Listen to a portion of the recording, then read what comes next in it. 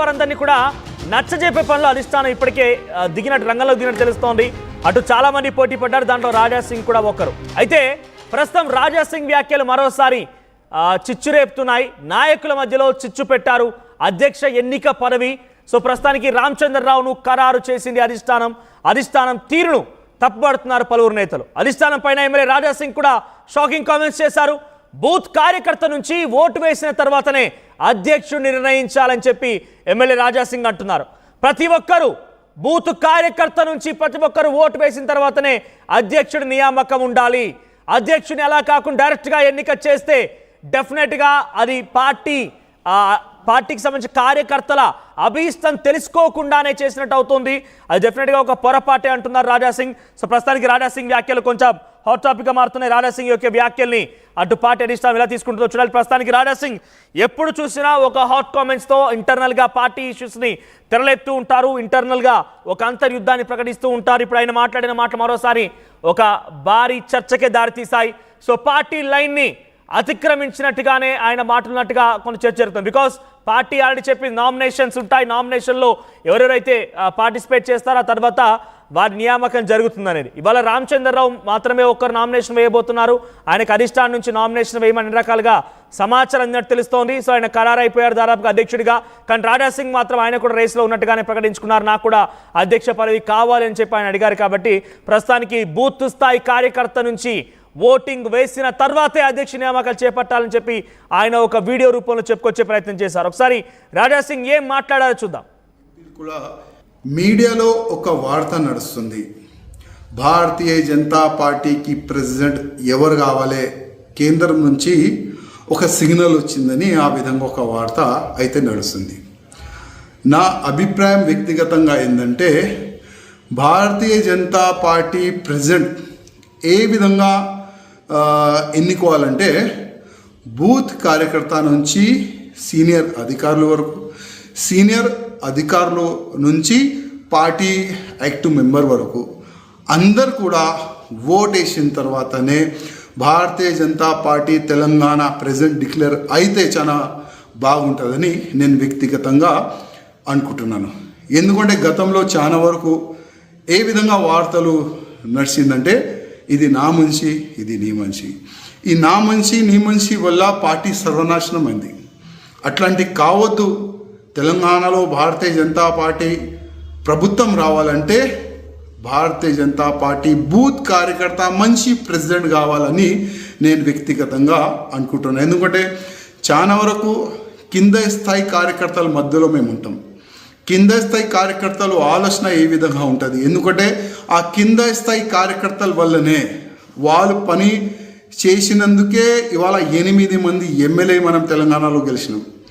ఆ కింద స్థాయి కార్యకర్తలు బూత్ కార్యకర్తలు పని చేసినందుకే 8 మంది ఎంపీలు కూడా గెలిచినాము. అందుకోసం ఆ కింద స్థాయి కార్యకర్త నుంచి పై అధికారి వరకు మా ప్రెసిడెంట్ ఈ విధంగా ఉండాలి, మేము ఈయనకి ఓటు వేస్తాం, ఆ విధంగా ఒక ప్రొసీజర్ జరిగితే చాలా మంచిగా ఉంటుందని నేను వ్యక్తిగతంగా. రాజా సింగ్ వ్యాఖ్యలు మరోసారి పార్టీలో చిచ్చురేపాయి.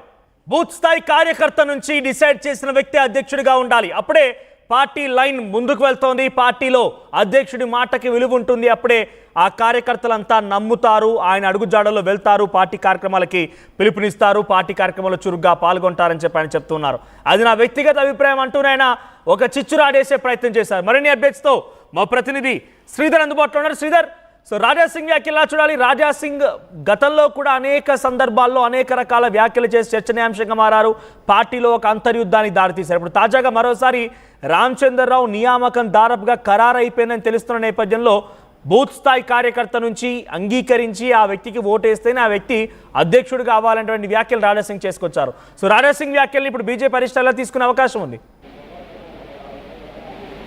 డెఫినెట్ గా మన రాజా సింగ్ వ్యాఖ్యలను కూడా బీజేపీ సీరియస్ గా తీసుకునేటువంటి అవకాశం ఉందని చెప్పొచ్చు. ఎందుకంటే రాజా సింగ్ బీజేపీ రాష్ట్ర అధ్యక్ష ప్రక్రియ ఏదైతే ఉందో ఎంపీకి సంబంధించినటువంటి ఆ ప్రక్రియని కూడా ఒకవైపు రాజా సింగ్ వ్యతిరేకిస్తున్నారు. వీరి మనుషులు వారి మనుషులు అని చెప్పి కూడా వారికి సంబంధించిన కొంతమంది ఇన్ఫ్లుయెన్స్ చేసి అధ్యక్షుడిని కూడా నియమించుకుంటున్నారు. అధ్యక్షుడు అదే విధంగా వచ్చేలా కూడా ప్రయత్నం చేస్తున్నారు. కాబట్టి దానికి సంబంధించి అధ్యక్షుడి ఎంపిక ప్రక్రియ అనేది కూడా పూర్తి స్థాయిలో దాన్ని మార్చాలి. కింది స్థాయి కార్యకర్త నుంచి కూడా ఎన్నికలు వేసి ఎన్నికల్లో పోటీ చేసి ఎవరైతే కార్యకర్తలు అభ్యర్థిని ఎన్నుకుంటారో, ఎవరు ఓటేసి గెలిపిస్తారో వాళ్ళని కూడా నియమించాలని చెప్పడం ఏదైతే ఉందో అది ప్రస్తుతం చర్చనీయాంశంగా మారింది. ఇంకొక వైపు రాజాసింగ్ కూడా అటు అధ్యక్షుడికి సంబంధించినటువంటి సీటును కూడా ఒకవైపు ఆయన ఆశించారు. కానీ రామచంద్రరావుకు కూడా ఒకవైపు అధిష్టానం కూడా మొగ్గు చూపడంతో దానికి సంబంధించి కూడా ఒకవైపు రాజాసింగ్ కూడా పూర్తి స్థాయిలో ఈ ప్రక్రియను కూడా వ్యతిరేకించడం ప్రస్తుతం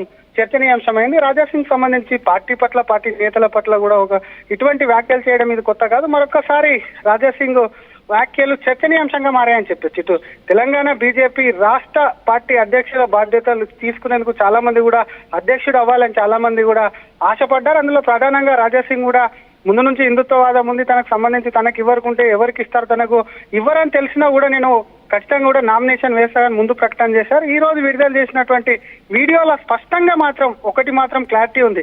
బీజేపీ చేపడుతున్నటువంటి సభ్యత్వ నమోదు నుంచి ఎన్నికలు ఉంటాయని చెప్పి బీజేపీ చేస్తున్నటువంటి హడావిడి ఉండి ఫైనల్ గా వారు అనుకున్న అభ్యర్థిని ఎవరైతే వాళ్ళు ప్రకటిస్తారో వారికి సంబంధించి మాత్రం అటు బీజేపీ కానివ్వండి, ఇటు పార్టీకి సంబంధించినటువంటి నిర్ణయాన్ని కూడా రాజాసింగ్ వ్యతిరేకించినట్టయితే స్పష్టం అర్థమవుతుంది. ఇంకో పక్క అధ్యక్షకు సంబంధించినటువంటి రామచంద్రరావు ఇంకో నామినేషన్ కు ఉంటే, ఇంకొక వైపు కూడా పార్టీకి సంబంధించి కొంత చర్చనీయాంశంగా మారింది. అనూహ్యంగా రామచంద్రరావు పేరు రావడంతో ఆశించిన వారందరూ కూడా ఒక్కొక్కరుగా కూడా వివిధ రకాల్లో కూడా పార్టీకి తమ నిర్ణయానికి సంబంధించినటువంటి వ్యతిరేకతను కూడా చూపుతున్నటువంటి పరిస్థితి కూడా జరుగుతుందని పార్టీలో అంటున్నారు. కానీ మరికొద్ది సేపట్లోనే నామినేషన్ వేసేందుకు రామచంద్రరావు కూడా తయారైతున్నటువంటి పరిస్థితి. మొత్తానికి ఏదైతే ఏముంది, ఇప్పటికట్టు ఏపీకి సంబంధించినటువంటి అధ్యక్షుడి ప్రక్రియ పూర్తి అయిపోయింది. ఇప్పుడు తెలంగాణకు సంబంధించినటువంటి అధ్యక్షుని కూడా రేపు అఫీషియల్ గా అనౌన్స్మెంట్ చేస్తారు. ఈ రోజు రామచంద్రరావు నామినేషన్ ఒక్కడే వేస్తే మాత్రం దాదాపుగా అధ్యక్షుడు ఇంకా ఆయన్నే క్లియర్ అయినట్టు అని చెప్పొచ్చు మనోజ్.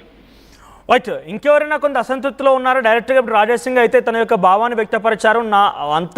నా వ్యక్తిగత అంశం అని చెప్తూనే ఆయన పార్టీలో ఒక చిచ్చుకి, ఒక చర్చకి దారితీశారు.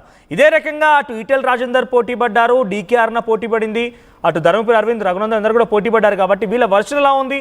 డైరెక్ట్గా ఈరోజు నామినేషన్ వేయబోతున్నారు రామచంద్రరావు అని చెప్పిన తర్వాత వీళ్ళు ఎలా రియాక్ట్ అవుతున్నారు?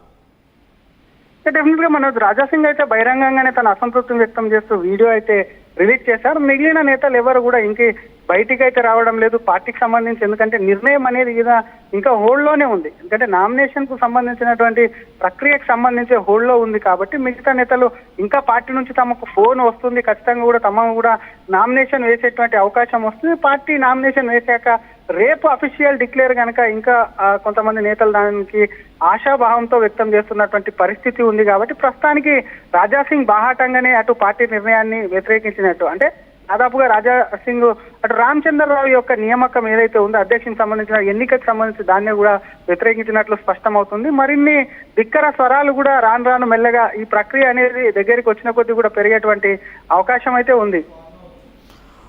రైట్ శ్రీధర్, మొత్తం మీద రాజాసింగ్ మరోసారి తన వ్యక్తిగత అభిప్రాయం అని చెప్తూనే షాకింగ్ కామెంట్స్ చేశారు.